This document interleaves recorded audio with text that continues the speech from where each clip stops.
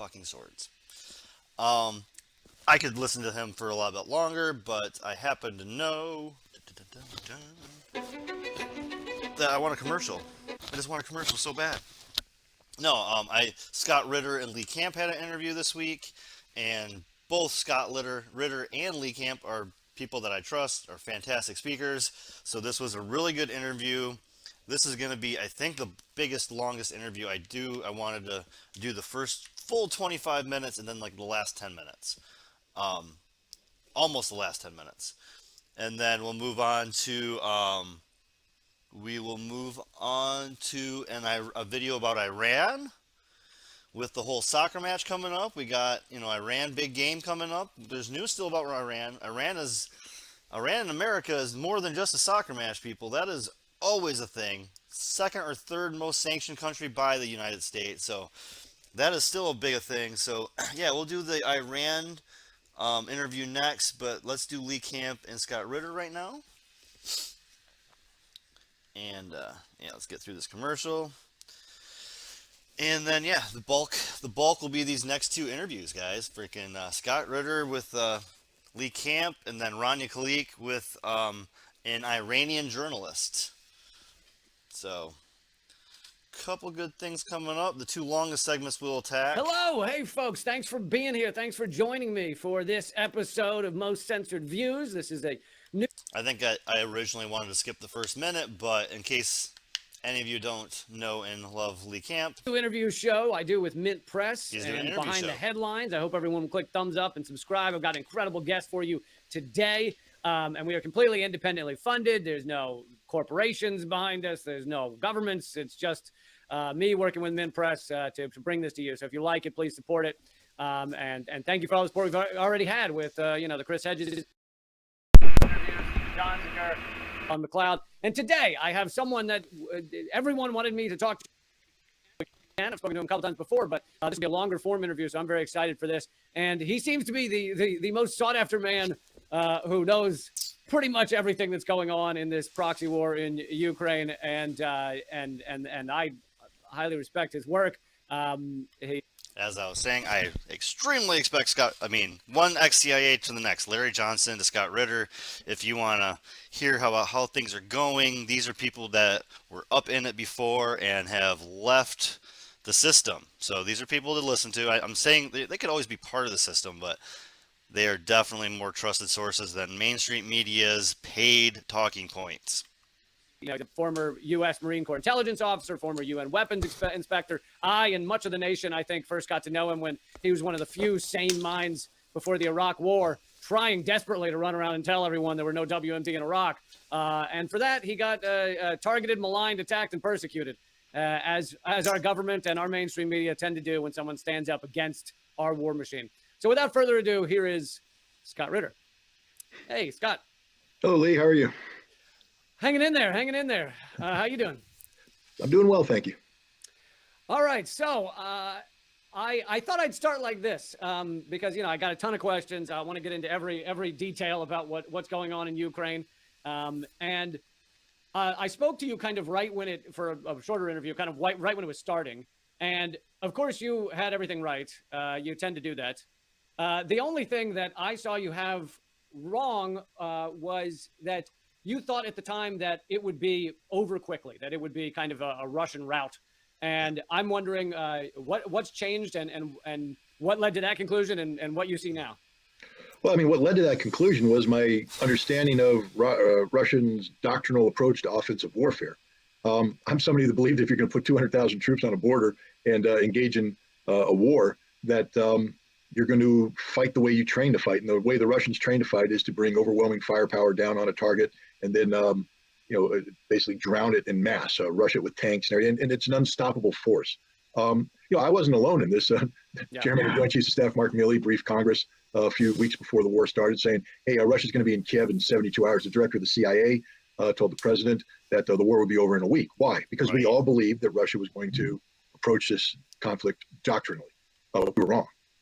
Apparently Russia didn't want to go to war against Ukraine. War being the way that, for instance, the United States wages war against Iraq back in 1991 or 2003. Near total war approach. inflict as much casualty as you can on the opposing armed forces. Civilian casualties are tragic, but that's part of the business of doing of waging war. They're Very good clarification. Thank you. Because yeah, that soccer match is interesting. Let's talk Iran USA soccer when we get to the Iran story though. But yeah, that'll be interesting. It's more than just politics, right? It's more than a soccer match. acceptable losses. Apparently, Russia took it the other approach. They don't want to inflict harm on the Ukrainian civilian infrastructure. They wanted to reduce the amount of damage done to the Ukrainian civilians. They wanted to minimize the loss on the part of the Ukrainian army. They were looking for basically Ukraine to concede defeat and respect the fact that Russia came in not to do harm, but to resolve a political problem, a pressing political problem that exists in the form of Ukrainian troops getting ready to attack the Donbass, Ukraine trying to join NATO, etc. And here's the thing: the Russians were wrong too. They made a mistake as well. Apparently, they had their own intelligence assessments that made it appear as if the Ukrainian military would remain in the barracks and that the Ukrainian civilian leadership would step aside and let the Russian troops through. In some areas, this worked. If you take a look at the Russian advances in the Kherson Zaporizhia area early on out of Crimea, very little resistance. So they advanced very far and achieved their objectives. This was less the case up north in the drive towards Kiev. Heavy resistance, and in many cases, the Russians were lured into ambushes. Apparently, the Ukrainians were waiting for them, and the Russians took a beating because they weren't protecting their flanks. They weren't providing rear area security. As always, with any videos I show, I make sure I'm always subscribed to them. I'm just turning on my notifications for Mint Press News. I didn't know I didn't have that on. You never they just delete you, so make sure you've got notified to your favorite people. Always double check the notifications and subscriptions. They will kick you off. They were just driving forward, trying to make as deep an advance as possible. Now, the interesting part is all those people in the positions of power in the West who said this war is going to be over soon suddenly went, whoa, wait a minute, what happened? So they did an immediate reassessment, and they said Russia's weak. We misread the Russians all along. They're weak, and so now what we can do is double down on their failure by supplying Ukraine with tens of billions of dollars worth of heavy equipment and assistance to build up a Ukrainian army that can defeat the Russians. I didn't see it that way. I said Russia's not weak; they just made a mistake, and now they're going to, regroup and refocus, and they did throughout the summer of this year. Russia, once they withdrew from the Kiev region, etc., began a long, laborious process of grinding down a Ukrainian defensive belt that it was 8 years in the making, most extensive and entrenched military the world's ever seen. Yeah, he'll get to that. Don't worry. Grinding them down, winning the victory, inflicting heavy casualties on the Ukrainians, and the war would have been over if it weren't for the fact that NATO provided this $40 billion shot in the arm. Ukraine reconstituted their defeated army, and they launched a counterattack in September. And something you nailed was economically. You said the U.S. and Europe doesn't seem to understand that Russia can turn off the oil spigot, and Europe will be screwed. And you got all of that right. Well, no, I did. I mean, first of all, we have to understand that this conflict in Ukraine isn't just a military conflict. If all you're looking at is the battlefield, you're missing the big picture. Russia's objective from this isn't to defeat Ukraine. Russia's objective is to create the conditions for a new European security framework, a new relationship with Europe and the United States that respects Russia's legitimate national security interests and their need for a sphere of influence inclusive of Ukraine. We know what the Russians want. They gave us a draft treaty back in December of last year saying this is what we want to do. They also begged us, please don't ignore this. You don't have to like it, but please sit down with us and talk about this. And if you do that, I think we can come up with a solution. But if you ignore us, then the only solution we have is a military technical one, which means an invasion of Ukraine. Well, we ignored them because we didn't believe Russia would invade, or if Russia did invade, we believed that our massive sanctions would destroy their economy, bringing the Russian people to the streets to overthrow Vladimir Putin, and Russia loses the war. Dun, dun, dun. I think we all know that backfired, right? Like, that's not a spoiler alert. Spoiler, it backfires. But we guessed wrong. I mean, we've denigrated the Russian nation as a gas station disguised as a nation. All right, I mean, if you want to go down that route, just don't be the car on a freeway in the middle of nowhere out of gas, because suddenly that gas station's looking pretty darn good. The Russians know energy security far better than the West does. Their efforts to sanction Russian energy backfired. It's not the Russian economy that's collapsing right now. It's the European economy. It's not the Russian economy that's feeling the impact of rampant inflation and high prices. It's the American economy. The Russians have won that one. And with it, they've won the geopolitical game as well. Joe Biden can talk all he wants about NATO unity and the close relationship between the United States and Europe. There is no NATO unity. NATO is a deeply divided alliance, deeply fractured, at war with itself. And European unity, I don't know. Ask the Germans how they feel about the United States attacking Nord Stream 1 and Nord Stream 2, choking off their cheap Russian gas and replacing it with very expensive American liquid natural gas, which there isn't enough to begin with. But what there is so expensive that the Germans can't afford to buy it. Some friends we are. Yeah, we're turning Germany back into a kind of a vassal state or something underneath us. So you mentioned Nord Stream. I want to get into some of the more specific. Yeah, Gaddafi was a horrible mistake. He was trying to get off the dollar onto the African dinar, and we don't like it when people don't buy our oil. Buy it from us, U.S. Stories that have come out in the past few months. If you could tell people kind of the details of the explosions of Nord Stream 1 and 2 and how you know that was U.S. or U.S. facilitated strikes. And then also along with that, just 6 days ago, I think, the missile that landed in Poland, where initially mainstream media and Ukraine was saying, oh, this is Russia attacking a NATO country. And now everyone's had to backtrack and say, oh, this was a Ukrainian missile. Let's start with Nord Stream. First of all, we need to understand that for decades now, the United States has been trying to prevent Europe and Germany in particular from buying cheap Russian gas. Now, I'm not an economist, so I'm not going to sit here and pretend that I'm one, but I'm a simple Marine and I do simple math. And I know that if the European economy has for decades, 4 or 5 decades now, bought Russian gas at a substantial discount over going market rates, that the savings that are accrued from that are enough to, for instance, fund a social safety net. Good health care, cheap education, nice vacations, high standard of living, because businesses can operate with a lower cost. You don't have to pay the premiums of keeping your businesses in operation. You have a low cost. All that savings goes somewhere. And after several decades, that's a lot of money. So the United States was basically telling Europe, we don't want you to do that. We want you to go the expensive route, which benefits us because we're selling you our expensive products. But Europe didn't do that. Europe made the right choice. But now with this conflict, Europe was asked to make a decision, to sanction Russian energy. It's something Germany has opposed. They've been, the Nord Stream 1 pipeline was built, I think, in 2012. So Russia's leadership and weak NCOs and CO were shown to the world with infamous no one step back. I think our leadership's pretty weak too. And the Germans were like, this is really helping us out. Our economy is doing quite well. It's one of the reasons why the German economy is one of the strongest in Europe, cheap Russian gas.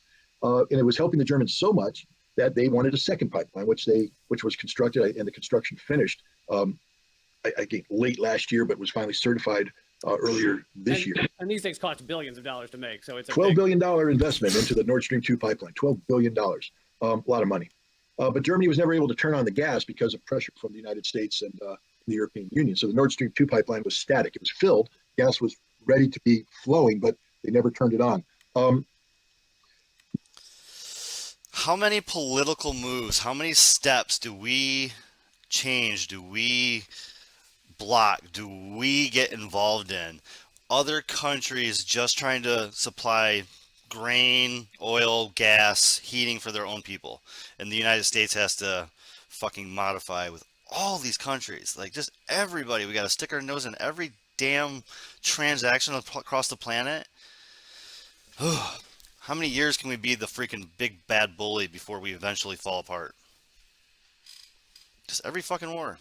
Every war we have to get into. Every conflict we have to be involved. And usually the asshole in the situation. Just because you have the biggest weapons doesn't mean you're right in a situation, right? We all know that. Now, there are a lot of people in prison today in America who've been convicted on circumstantial cases, meaning they don't have any direct evidence of a crime being committed, but the prosecution has put a circumstantial case. I'm telling you right now that I could convict the United States. Yeah, how many American politicians have gotten 30, 40, 20 million dollars from Halliburton, Raytheon, Boeing? They get those bonuses and then they go into politics. The crime of destroying the Nord Stream 1 and Nord Stream 2 pipeline just on circumstantial evidence alone, because there is direct evidence, but we're not allowed to see it. The Swedes went in and cleaned up the crime scene, and the Germans went in and cleaned it up even further. Not too much, because the Russians went in and actually got some evidence of wrongdoing, but they're holding on to it for the moment. But let's just start, the three elements you'd want to prove in a circumstantial case. One is intent. That's very important. Prosecution has to prove intent. You have the intent to commit a crime. Well, it just so happens we have a confession from the commander-in-chief, Joe Biden, on February 7th this year, when asked if, what's the future of Nord Stream 2, he said, if Russian tanks go into Ukraine, Nord Stream 2 will be no more. They go, what do you mean? It's a German pipeline. You could do, it'll end. I'm telling you. Take it. It'll end. I'm telling you. This is not verbatim, but damn well we said we will take out that. We were like bragging, like we're gonna take out these pipelines and we're gonna make it hard for them and la da da. And it's like, dude, these are pipelines going to our allies. These are things that make it so they can heat themselves in the winter to our allies. These are allies that we are screwing over. He goes, we have ways. We have ways. I mean, okay, Joe, thanks. That's a confession, literally. Play that in any court, and the jury's going, yep. Great. But the other thing you have to prove is, motive. Cui bono. Who benefits from this? Enter Anthony Blinken, Secretary of State. Instead of calling up the Germans and saying, oh my gosh, what a horrible thing. I mean, you lost a $12 billion piece of strategic infrastructure. It's going to screw you for decades. I'm sorry, man. Hey, America's going to step in. We're going to discount our liquid natural gas so you're paying the same rate. It won't impact your economy. That's what friends do. Nope. He's literally wringing his hands saying, this is a great opportunity, great opportunity to get rid of Russian gas and bring in American gas. And we're not going to provide a discount. So we are jeopardizing people's lives over capitalism. I can't say it enough. I'm so anti-capitalist. Like, literally, profits have pushed us to a war again. It's not even politics anymore, man. This is freaking capitalism starting wars. The market do what the market does, which means Germany's paying 10 times, 20 times more than what they would pay for the Russian gas.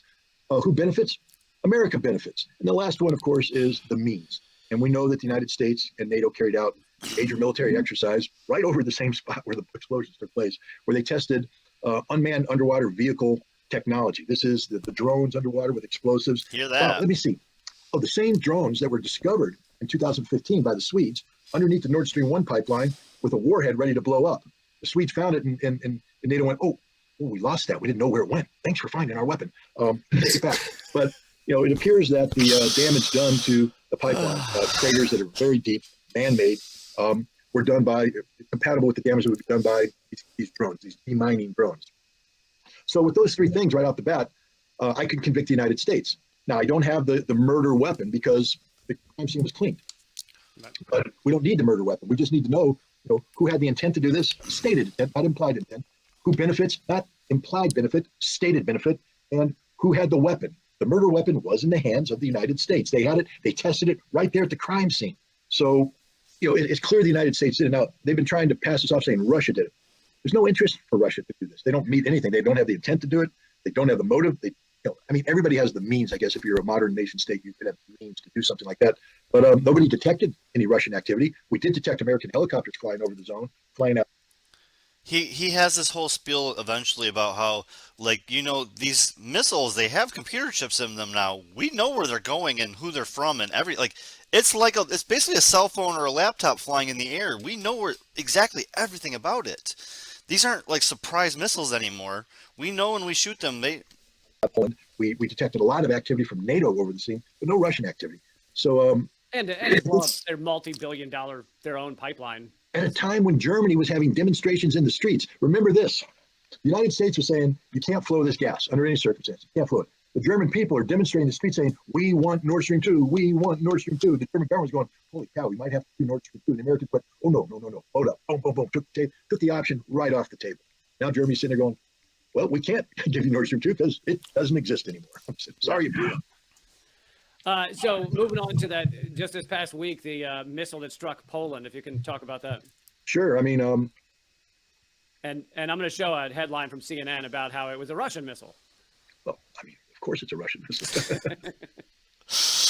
Well, notice they say Russian-made missile, which is sort of correct because it's an old Soviet-era S-300 surface-to-air missile that the Ukrainians have in their arsenal. But here's the thing.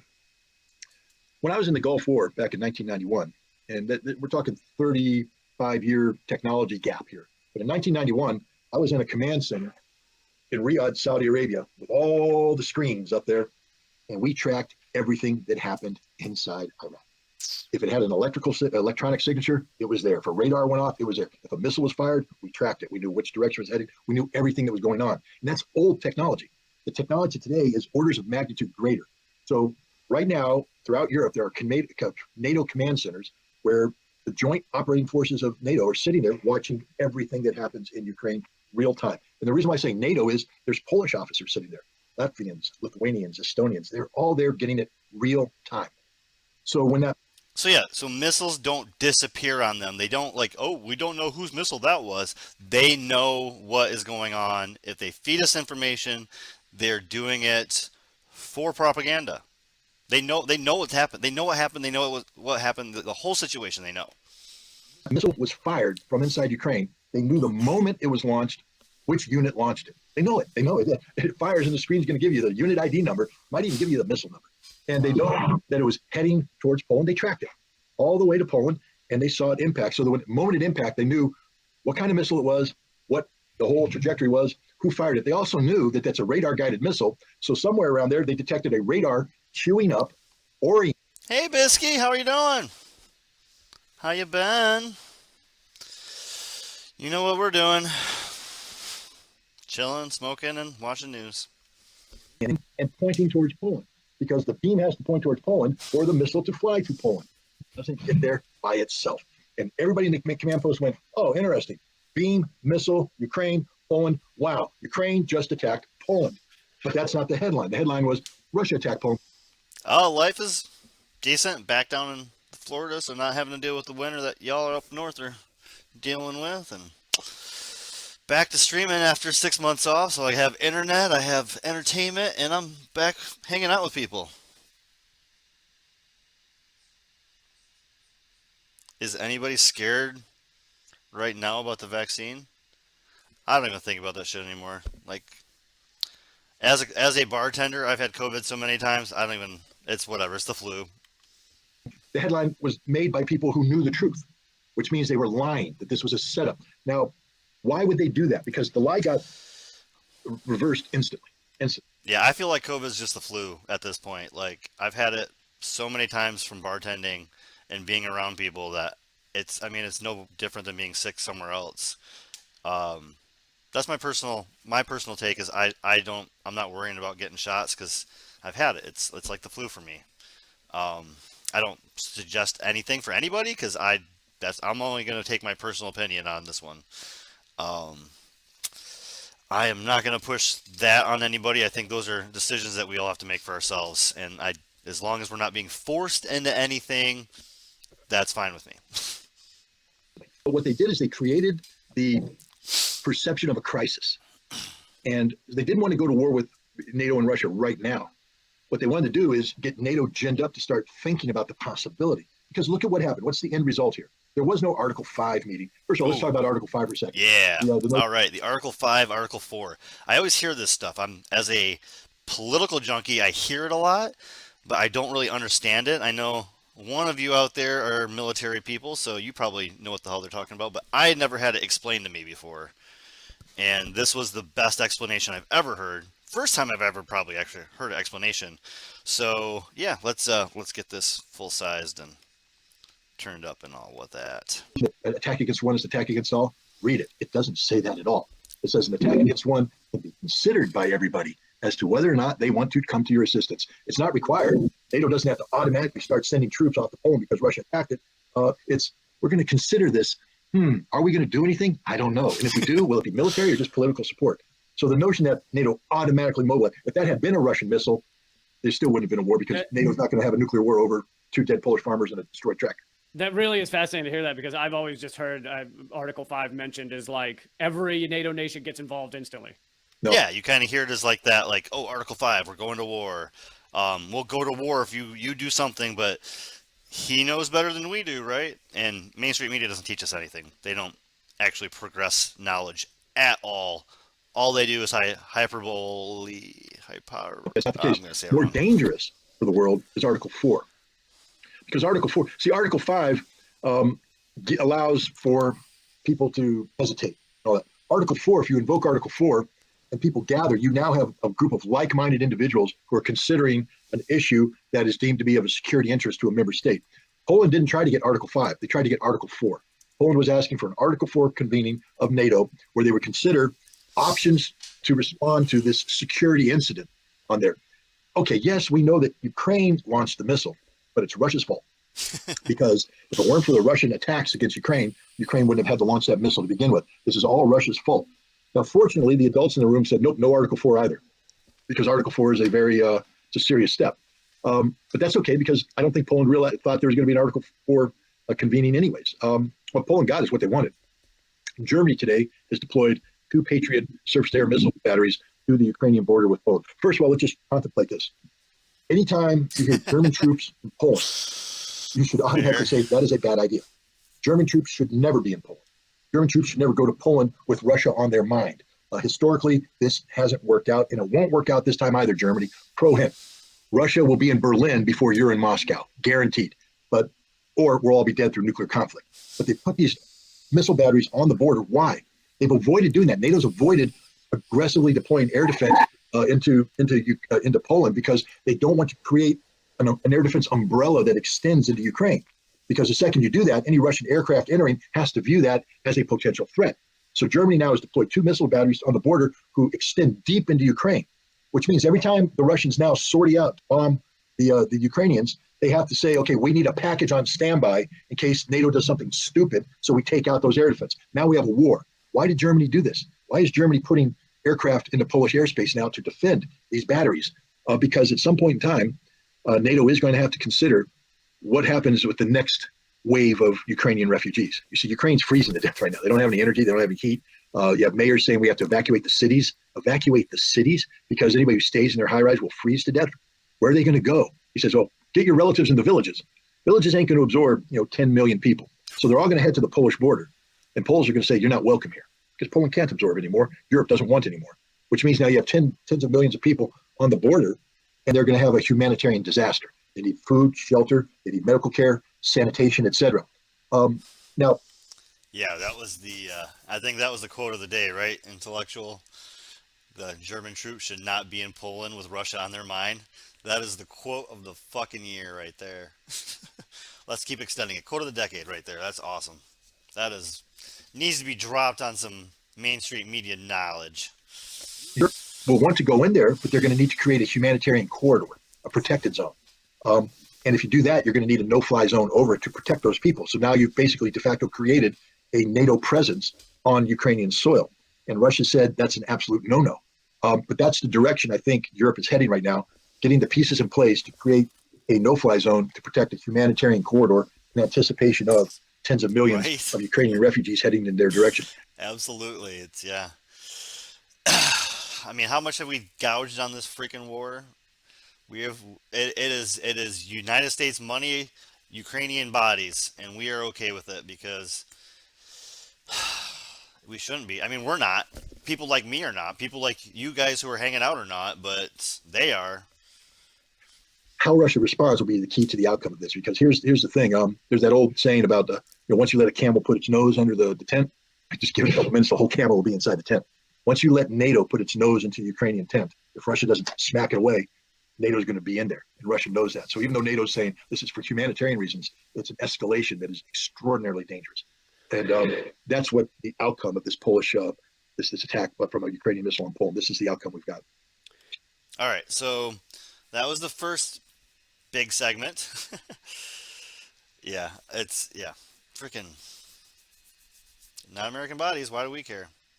Give all the money. We can forge more fake dollars for them. Not really the dollar's worth anything anymore. That was the beginning. I wanted to do some of the last segment. I don't want to give you guys just beginning segments all night, so somewhere right in here. Bam. Catch out some of the last of the segments too before we go on to some Iran talk with Breakthrough News and Rania Klalik. Some of our favorite people did interviews this week. Isn't that lucky? Of the leadership that's required at this point in time. Yeah, I mean, he's just come off as a puppet of Western interest. It just seems at every stage. By the way, I just wanted to pause real quick and say we've got about 3,000 people watching live. Please remember to click subscribe and to and Oh yeah, his next question started out with that. So as I say, subscribe, notify. Don't subscribe yet. I don't have subscribe, but follow and notify so we can build the late night conversation. This chill zone for us to talk politics, get stoned, and drink. Have a drink if you want. Do whatever you want to do. Catch your buzz. Just late night politics with as chill as I can get.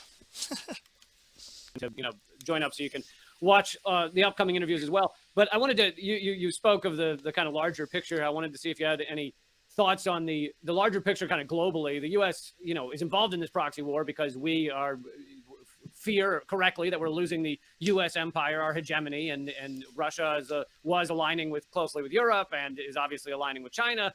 But if you look at the numbers, I've seen reporting that over 80% of the actual population of the world is not supporting the U.S. proxy war in Ukraine. They're not necessarily supporting Russia, but they're either supporting Russia or not, or neutral, meaning they're not falling in line behind the U.S., which says a lot about U.S. power around the globe. Well, I mean, one of the more interesting documents to read right now is the National Security Strategy of the United States, which the Biden administration published last month. It's almost like it's a comedy. I mean, a pathetic comedy, because our whole foreign relations is like a dark comedy. Like seriously, like the United States foreign relations. Like if I hope as a society in 200 years we can look back and go, man, that's like satire, right? Like they didn't actually do that, right? Like nope, that was the most powerful country on the planet, just constantly picking wars for no fucking reason. he literally writes that American democracy is that vehicle which will save the world, that the world recognizes the value of American leadership because American leadership springs forth from American democracy, and the world wants American democracy. And I'm looking at going, have you taken a look at the state of American democracy recently? Yeah. This ain't the bright shining city on the hill. I mean, I love my country. I love my country enough to know that we have to fix a lot of problems before we go parading out in public saying, look at us, emulate us. Right now, we're sort of a heroin addict living in a ghetto. Nobody wants to see us. Nobody wants to be part of us. But we're out. America, we're the greatest country in the world. We have a shooting every day. We have a mass shooting every day. We have the most drug overdoses of any per populace, probably of anybody on the planet. We have more people in jail than anybody on the planet. We're the best. We have, I mean, come on, guys. We have some shit to fix. Like, we should not be bombing every fucking country on the planet when we have our own problems. That's why we're all complaining, right? That's why we bitch, because we should not be fucking the war hawks we are when we have issues that we should fix. We should not be. They're selling ourselves in this fashion, and then we turn around and say our opponents are the evil autocrats, and it's the Russians and the Chinese. And the Russians and Chinese going, wow, I mean, actually, when we have elections, well, not the Chinese so much, but the Russians, when we have elections, we can count the votes in one day. How long did it take you to count the votes, America? 8 days? Wow. All right, so out of all the interviews, Lee gets a little uncomfortable with because it's it's a point beaten to death at some issues of the counting the votes. Ron Nikolic on the next interview also was very uncomfortable with a person who was talking about the voting and stuff. It's like we want to settle on facts. Some of that voting stuff gets a little. Trying to put stuff there because people have a lot of confidence when it takes 8 days to count a vote. Nobody thinks that maybe something's going on. I've done more reports than almost anyone on the insanity of our computer voting systems, but way before Trump made it a Trump thing. That's the thing. Yeah, no, I agree with you. I just think it's the voting has been messed up for decades. It wasn't just this last election. Tons of I mean, the hanging Chad in 2000, that was a big issue. We never fixed the hanging Chad big issue. We never got a good election system set up after the year 2000 election failed. The 2000 election failed. It was messed up. We should have fixed it then. We have just been hanging on by a thread ever since. critical when we send these, voter observers around the world to criticize how other people do elections. Yeah. And the standards we hold them to, we can never meet. We couldn't meet any of the standards we hold everybody else to. But we're the democracy, according to Joe Biden, that is the greatest thing in the world. And it's not just that. It's the world is tired of the American game. We we are promulgating something we call the rules-based international order. It's been in place since the end of the Second World War. It's not the rule of law. The rule of law is set forth by the United Nations Charter. Rules-based international order is the club, the American club. Come on in the club. We make the rules. We'll take care of you, but understand the relationship. We are the owner of the club. You are not even a guest. You're hired help. We'll feed you when we can, but you work for us. And that's the relationship you need to understand. So intellectual, that sounds like propaganda that you've heard and taken in, because I mean, Ava Bartlett lives there. Snowden lives there. It feels like they would have called it out if that was true. Ava's definitely said that their last election was. I mean, I hear that kind of stuff about Venezuela too, like, oh, Venezuela, only elected Chavez because they had guns to heads of people to vote for Chavez. It's like, I mean, it's mainstream media propaganda. Like, if you heard that on CNN or Fox or MSNBC, then I don't believe it. And I would like to hear an independent journalist that was there tell me yes or no. I wait for the independent journalists. Oh, that was a joke? I'm just saying, like, that is the kind of shit that some people believe. That is absolutely the alley of things that some people believe. They believe that Putin has guns to people said to vote for him. They believe that Chavez had guns to people in Venezuela. They believe that these things are happening.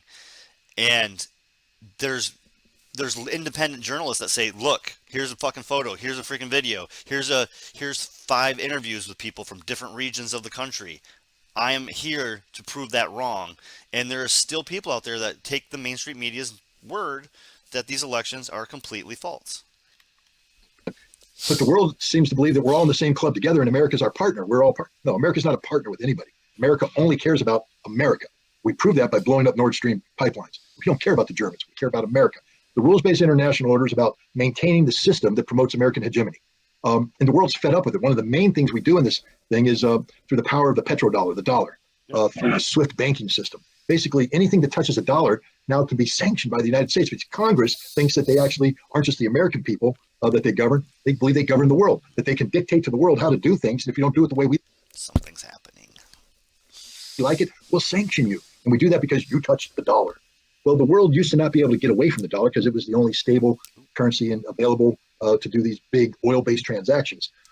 Not anymore. The world's tired of it. They're tired of this game. And they're all walking away from it. There's now challenges out there from BRICS. You see BRICS talking about an alternative reserve currency. They're already trading oil contracts. Explain to people. Some people might not know the term BRICS. Oh, I'm sorry. I just did another interview before this, and I did explain it there. My brain was saying, I already talked about this. But this was the other big thing. He goes over sections 4 and 5, and then I wanted to come to the end here because he goes over BRICS and these deterring countries and this whole situation. If you're not a political junkie, again, I am, obviously. That's why I do a live stream where I get high and talk politics, because for me, I'm a late night person. I'm a bartender, and I like to watch live streams. I want to join the group, join the conversation. There's nobody that freaking does it that wanted to have some fun, so that's why me and my friends were doing this. The other reason is because, people just don't, man. They just don't dig into things.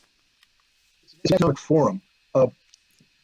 The United States and its allies created something called the G7 a while back, called the Group of Seven. It's the largest most advanced industrial nations in the world. And the purpose of the G7 is to promote the G7, which means to promote the United States. Remember the club, how America uses the people to make America better? The G7 is designed to make America better. Then what we did is we said, okay, now we're going to expand the G7 into something called the G20. And it's how the G7 can control the rest of the world to make America better. See the relationship. Well, the rest of the world said, we don't want to play that game anymore. And so they formed something called the BRICS Forum. It's Brazil, Russia, India, China, South Africa. 5 what called developing economies that are approaching the status of and stature of a G7 group. Some nations are like China. China's bigger than almost anybody in the G7, but they're not invited. But so they formed the BRICS Forum, and they come up with joint trading policies, et cetera. And BRICS is succeeding wildly. Let me just throw this out there. If you take the G20, group of 20, and you subtract the G7, you got 13 nations left. What do we call those 13 nations? BRICS. The G20 is BRICS. BRICS is taking over. They don't want to play the game anymore. BRICS isn't playing the G20, G7, Make America Great Again.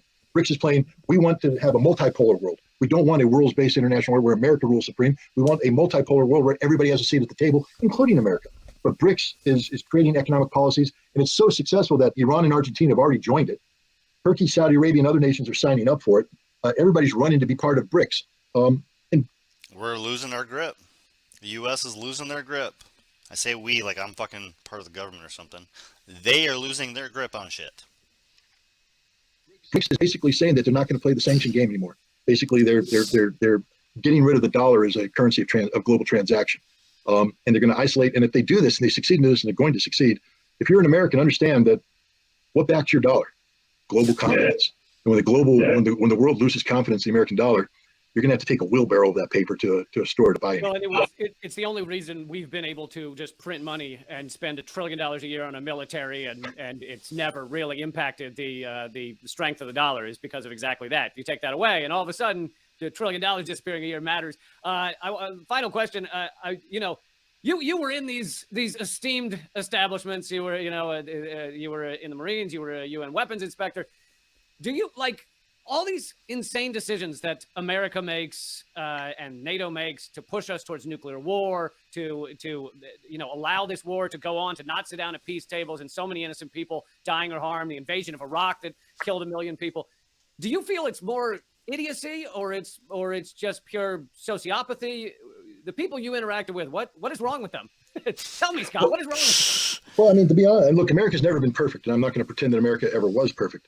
But I will say this: when I was in the Marines and when I was doing the war and when I did the weapons inspections and things of that nature, common sense almost always prevailed. Almost always prevailed. For instance, in the first Gulf War, Desert Storm, after we defeated the Iraqi army, there's a lot of people saying we need to go to Baghdad. And fortunately, we had a plan called the Arnold Plan. We were ready to take 110,000 troops and just shoot up the highway and take Baghdad. And fortunately, the adult leadership, which at the time surprisingly included Dick Cheney, said that is the world's worst idea. That is not what we're going to do, because if we buy it, we own it. If we take Baghdad, we own it. We don't have a plan. And I was sitting there going, that's thinking. The CIA challenged during the INF treaty, challenged some assumptions made about Soviet cheating, and they were right to challenge it. The Soviets weren't cheating. They saved the treaty. But there were people out there trying to sabotage it.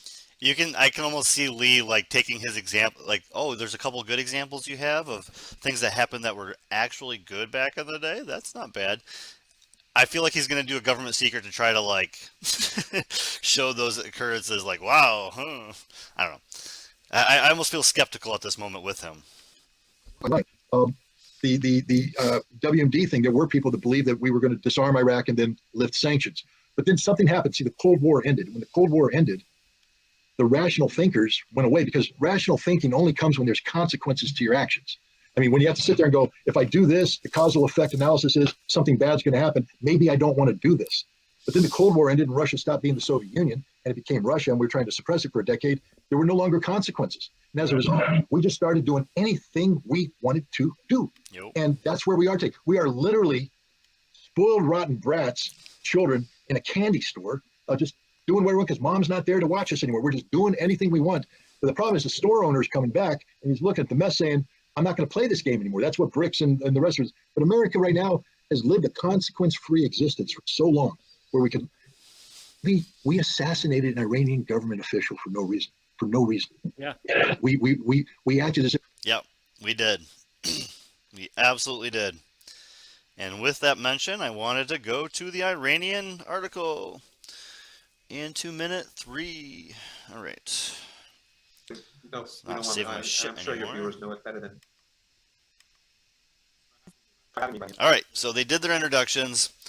We are going to move on. Stony Progressive, halfway point. We're about halfway through all the shit for the night. Thank you for those of you who hung out for the first half. Cheers to those of you who want to hang out for the second. But this is a pretty good interview. Professor Mohammad Marandi, he is a professor in Iran. He is currently in Iran. He, for just, I guess, through 100% clarification, Rania Khalid, she is in Lebanon. She is a reporter, but I believe she has she is Canadian and American and lives in Lebanon for personal choice, family and personal choice. So freedom of speech, can't talk bad about the American global tyrants without maybe having to leave the country. Well, it's always such a pleasure to have you on, especially to break down these very complex issues. And of course, right now, Iran has been in the news for the last, So yes, that segment, we're going into Iran. the conversation about Iran. If you want to bring out soccer information, this would be the time, because Iran USA is not only a global conflict and possibly the next nuclear war, or the first nuclear war, or whatever. It is also the soccer game of the year, match, week, whatever. It's really important to anybody that follows soccer instead of football. A month and a half or so because of these protests. So let's just jump right into it. Am I right in describing these protests as longer in duration and perhaps more geographically widespread than past ones? Oh yeah, and enjoy whatever you're legally able to enjoy. I can't drink much, so I am smoking my medical. Drink, cheers, smoke, cheers. Halfway point. And if so, why is that? Well, I would say it's more complicated. The protests, the peaceful protests, were in different cities during the first 2-3 days. And that was because news broke out from the Persian media in London and in Western countries in general, and online media and trolls and so on, that a young woman, Mahsa, she was beaten to death. And they also said that she was in prison for 3 days and she was tortured. And that created a lot of anger, obviously. I myself thought it was probably true at the beginning, because they were so, they were presenting it in such a convincing manner, as if it's a fact, as if it's an established fact that she was beaten and tortured to death. I thought probably there was police brutality involved. Then the footage, like 3 days later, 2 days later, I'm not quite sure when, the footage came out showing that she left a police van. She was not handcuffed. She was not showing any signs of physical pain or holding her head. Then she was taken to a hall or a place where other people were sitting. She sat for a while, she moved around, then she stood up and spoke with someone, and after that, she collapsed. Mm. The autopsy, which was comprised of, I think, 19 physicians, some of them very well known, did not indicate any sort of physical trauma or any physical object hitting her in the head. And it was said that this was linked to an operation that she had as a child.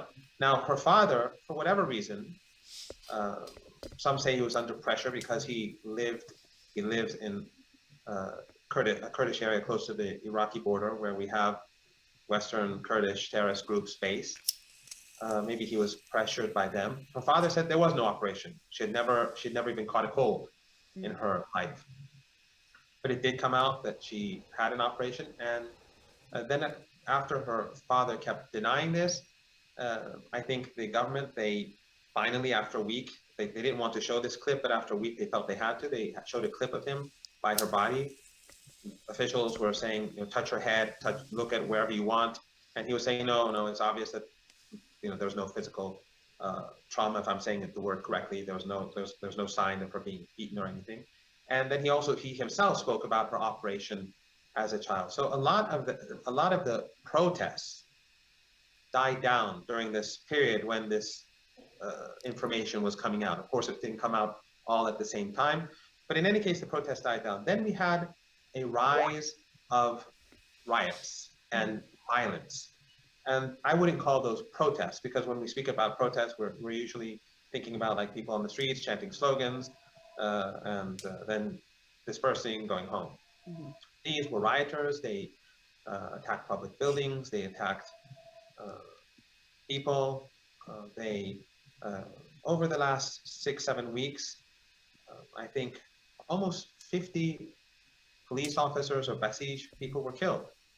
Of course, most of them near the Iraqi border in the Kurdish areas, and in Sistan Baluchistan, where you have terrorist groups that operate in the no man's land in Pakistan, Western-backed and Saudi-backed, and of course in Iraqi Kurdistan, they're also NATO-backed. And welcome back, Zom. What's up? What's up? Zom's back in the house tonight. How's it going? Doing some Iran talk at the moment. Backed by more than one government in the Persian Gulf region, the Saudis, but it's not just the Saudis. but I'll refrain from giving names now for obvious reasons. But many were killed in the different cities. So these were not just protests. These were not protests. These were very violent riots. Mm. And groups of thugs would come out on the street, and they were very well organized. So you would have simultaneously, like let's say in Tehran, of course it's died down over the past 2-3 weeks. We really haven't seen anything. Yesterday, they tried to revive these riots, but they failed, more or less. But over the past 2-3 weeks, nothing really was going on. It's been quiet. It's been more or less normal.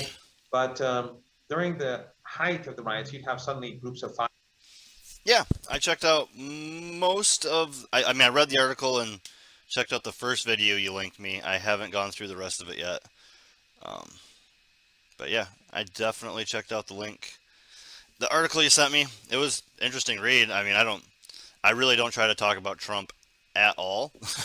I try not to mention his name even, but yeah, that's fucking crazy. Absolutely crazy. 10, 15 people, sometimes 20, suddenly go to different parts of Tehran and try to. The article was about Trump wanting to put drug dealers to death. It was I don't know, a couple pages long, but well, that was like a week ago, so yeah, it's hard to remember. 5-6 days ago, I guess. Chaos. And then in Wait, some shit, instances, Wednesday? you have people, ordinary people join them. They become 20, 30, 40. It was Weed. It was Weed Wednesday. That's right. Sorry, it was Wednesday. My bad. Yeah, but yeah, I checked that shit out Thursday. I was a little bit drunk, but I checked it all out. Yeah. And it was obvious that they were centrally coordinated and funded from abroad. Now, those who in the West who say no, there's nothing coming from abroad, obviously they're either being naive or dishonest. But in any case, the Western-funded groups like the Mujahideen Khalq terrorist organization, which I'm sure you know, has bases across Europe. It has a huge military camp or military base in Albania, Mm-hmm. where thousands of their the followers of this cult are stationed there, and they have a huge troll farm and where they work. We pay attention and just, it's all like screaming against the wind. It's so freaking hard, and that's why we scream and scream. And his goal is 2030. Yeah, it's the Rothschilds and the Rockefellers control a lot, and the politics in between it is a lot of slapstick, right? Today, but and also those who defect go to jail. Like people, they defect from the MEK in Albania. Yeah, it's a cult. I mean, it's a cult. It's more than just. I mean, it's a terrorist organization, but it's also an actual cult. Like it is. Yes. There's lots of, and people can go read about it. It's actually quite shocking. And the U.S.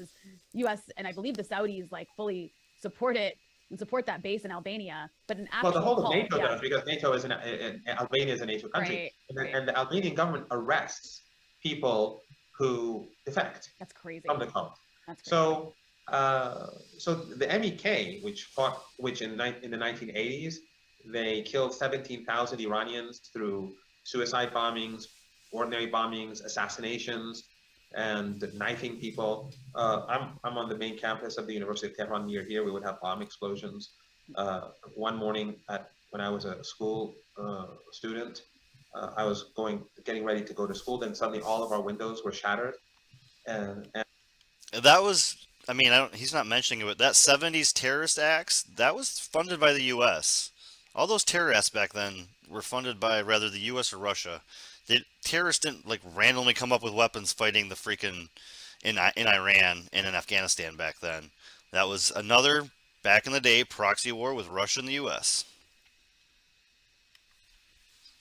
And a bomb exploded near our house, killing, I think, 9 or 11 people. I'm always get confused. I looked this up a couple of times, and I still forget. I don't know why, but I think there was an Armenian family of 4 also that were among the killed, those who were martyred in that particular attack. I lived back then in a mixed neighborhood where there were lots of Armenians. So the MEK then went to Iraq. They went to Europe. They established bases in Europe in the 1980s, and they also went to Iraq and fought as foot soldiers for Saddam Hussein against their own country. Yep. They openly claim that they're involved in the riots in Tehran, which is a fact. The Iranian intelligence have established this. They know it's clear as day that the links, many have been arrested, but they themselves make the claim.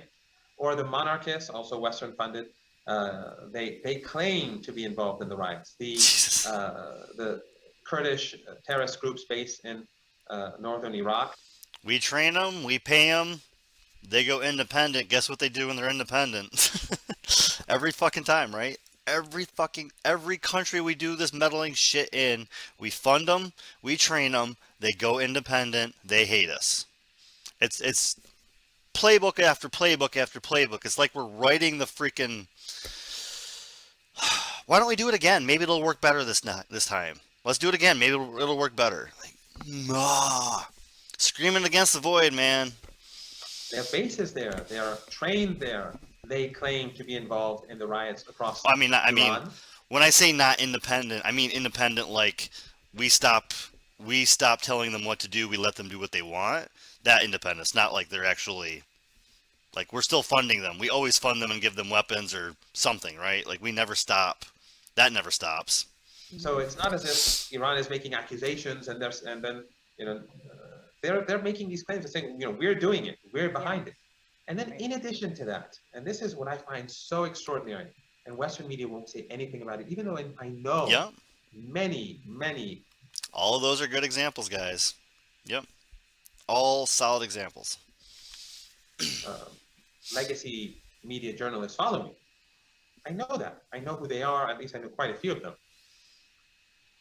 I've been in my Twitter account, I've been pointing out where, in some cases, I don't do it all day, but where the Persian media based in London and in the United States and elsewhere, and in Germany and France, but mostly in London, BBC Persian, Iran International, which is a Saudi outlet, Manoto, media outlets like these have been legitimizing violence against police, saying, and I put up a clip, or at least one or two.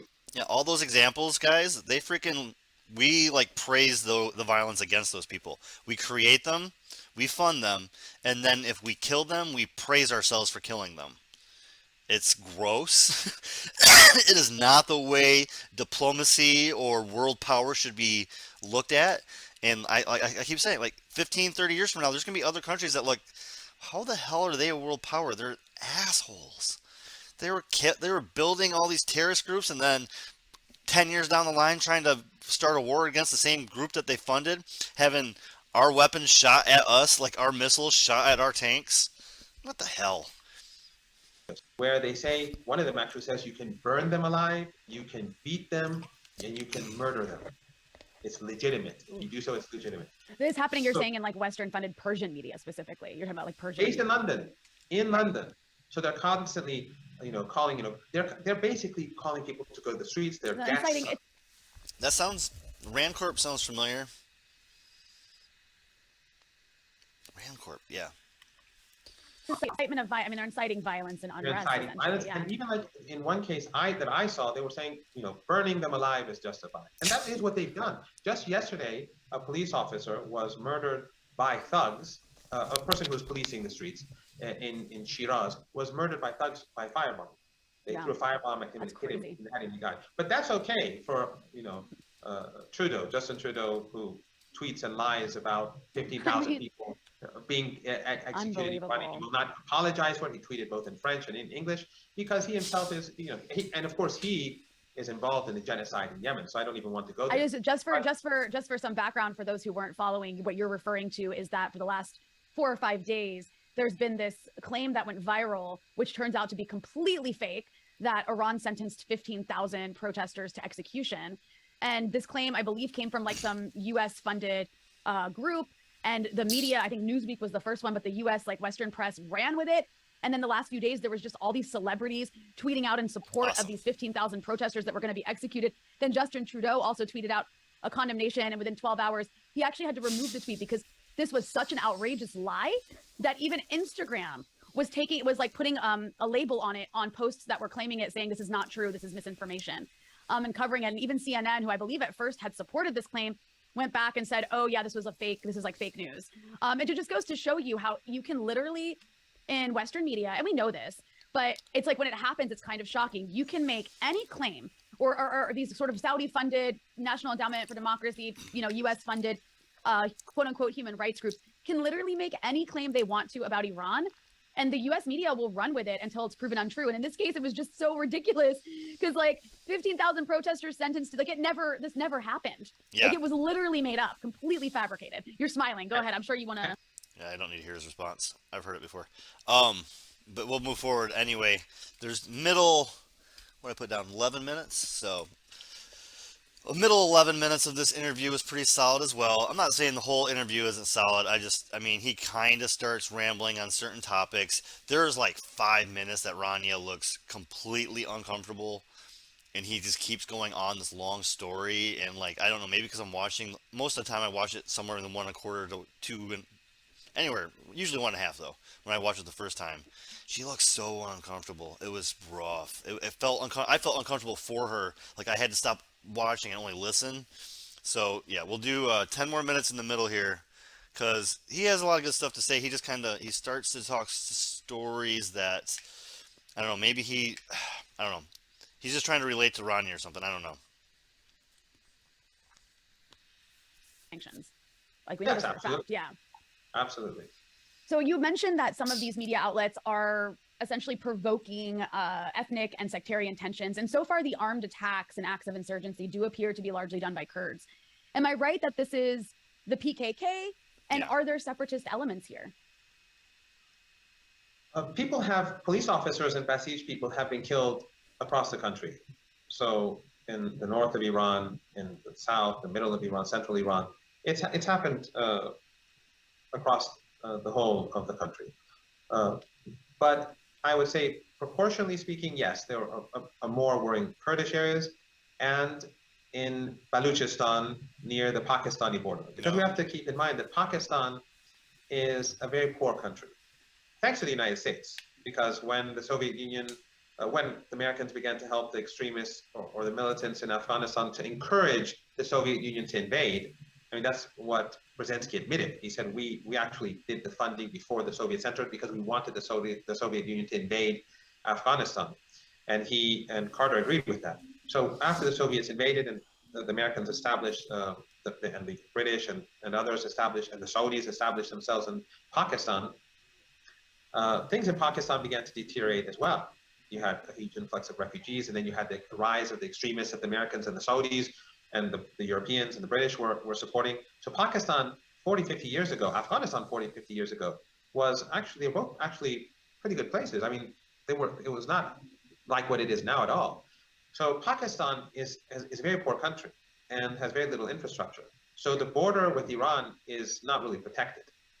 The Pakistani army presence and intelligence presence is very minimal and non-existent in many areas.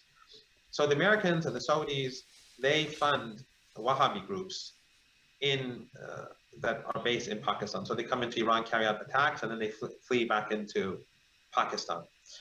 So some of that exists well. The PKK is not directly involved, but the propaganda campaign across Europe, they are involved. Okay. The propaganda campaign against Iran. But you have the Komale, you have the Democrats, the Democrat group.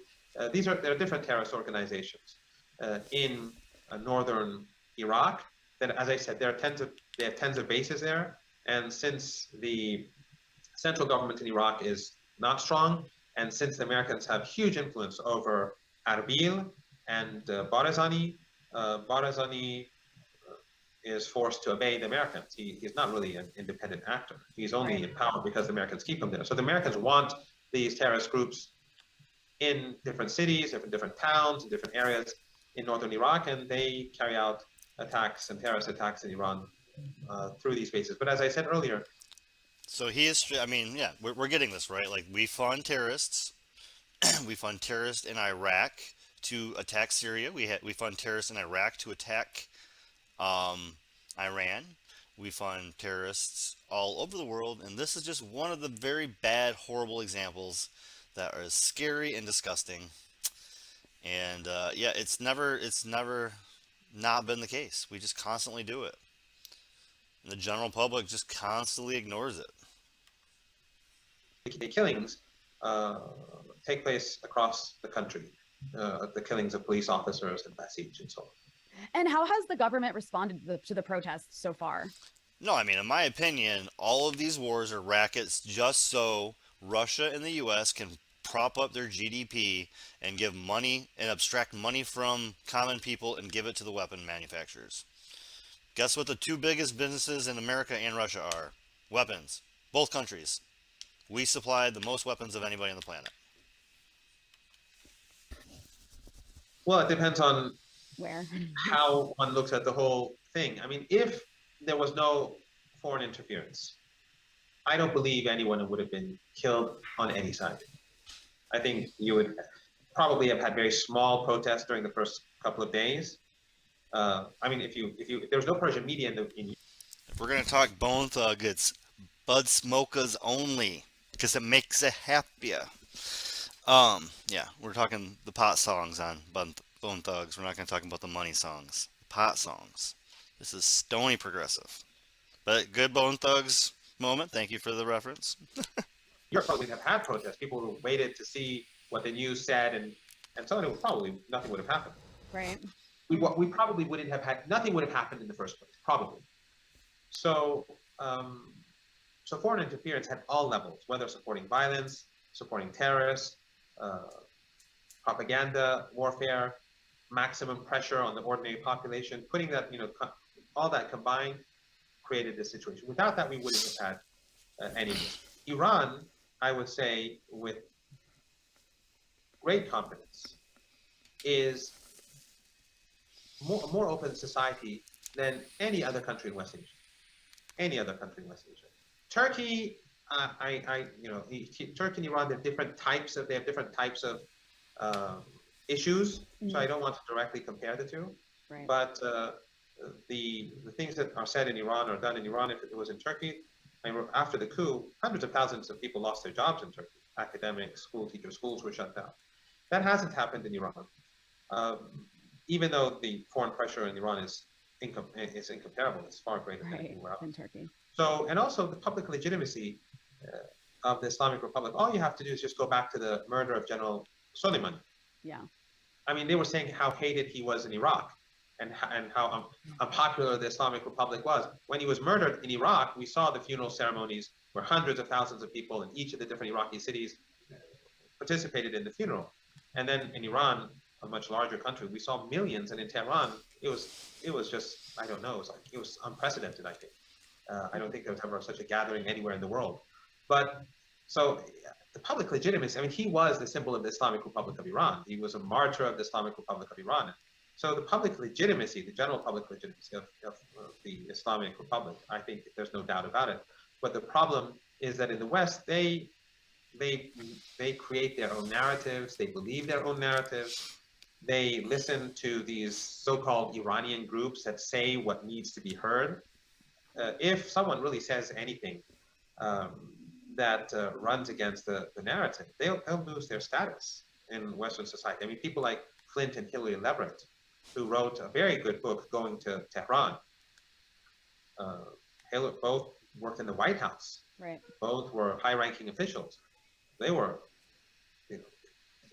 I think Hillary Leverett probably doesn't have a job. Clint Leverett is teaching in some university at Penn State that's like 500 miles from where they live or something like that. Yeah. From what I've heard, you'll be punished. So, yeah, so the narrative is so powerful that anything, as I said, as we were discussing earlier, anything that negative about Iran is accepted, and therefore, if you say something that runs counter to that, your mouthpiece, you support evil. But the question for me is, okay, if what we're saying is wrong, if we're lying in Europe, if what you're saying is based on fact, and the so-called regime, as they like to call it, is collapsing, then I mean, it's so hated and people hate it so much. Then why is it simultaneously both collapsing but also a rising threat? How can it be both at the same time? I mean, it's impossible. It kind of reminds me of how they talk about Russia, actually, where they're. So I love this example. That's why I wanted to make sure we put it in the show tonight. I am going to fucking clip this around. How can you be a threat and a dying culture or dying country? How can you be a growing threat and a dying country at the same time? Pourquoi? De donde está? Logic. They're like, oh, like Putin and is both losing in Ukraine, but he also poses a threat to every other country and could possibly invade it. It's like, well, Yeah, which is it? Russia is a declining power, but the whole of Europe should be terrified that Right. he's going to invade it. And they do that. They do that with every. It's like, yeah, you're right. Iran is both collapsing and there's a huge revolution, but then it's also like Iran at any moment could literally just like destroy the world. And it's, well, which is it? It can't be both. But you know, it's interesting because speaking of like narratives, when widespread And also, protests, I'm sorry for interrupting. no, There is no accountability. These people have been saying this for like 40 years. yeah, Go back 5 years, 10 years, 15 years. There's always a revolution. People hate the younger generation. It's always the younger generation. 20 years ago was the younger generation that wanted something different. 10 years ago was the younger. But there's no wishful accountability. thinking. Right. So when they say that, okay, it's going to collapse, so they were saying it 20 years ago, the same people are just repeating themselves. Zero accountability. No one is going to say, well, look, Yeah. so-and-so, your predictions have been wrong for the last 20 years. So we're going to kick you out of the think tank. We're going to Right. kick you It out doesn't of work. It doesn't this work like position. that. It doesn't work that way. You just repeat the same things over and over again. But if someone actually says something that turns out to be correct, they say, look, it's not going to fall. I was once on Zach Adia's show on CNN. He was really abusive to me. And he promised to show the whole, his people promised me in writing to show the whole thing. And they, out of 20 minutes, they only showed 8 minutes. So, but in any case, they said it in writing. Just as recently I had a program with Mrs. Amanpour, and they also told me it would be shown in full, but they deleted parts. Not as much as Zacaria's people did, but in any case. In that interview, Zacharia, 13 years ago, said to me, you are the I think he said something like, you're the mouthpiece of a dying regime. All Okay, right. it's been 13 years. It's a long death. I mean, 13 years now. You could say that about Fareed. You could say that about Fareed Zakaria, by the way. So that's where I'm leaving that. That's Breakthrough News, BTN, Breakthrough News with Rania Khalek. They have a couple other journalists. They're all outside of America, so if they bring you world politics or U.S. politics, it is coming from the perspective of somebody who is not currently living here, but who has lived here, has definite ties to here, obviously speaks perfect English. I'm pretty sure she's American or Canadian, but lives in Lebanon. But I think, well, I got a few people. We should stay in that region of the world, right? There was a... I know you want to talk about that tomorrow. There was an interview. Try to keep interviews in Sunday Interview Review. There was an interview with Prime Minister Benjamin Netanyahu. I did not check it out.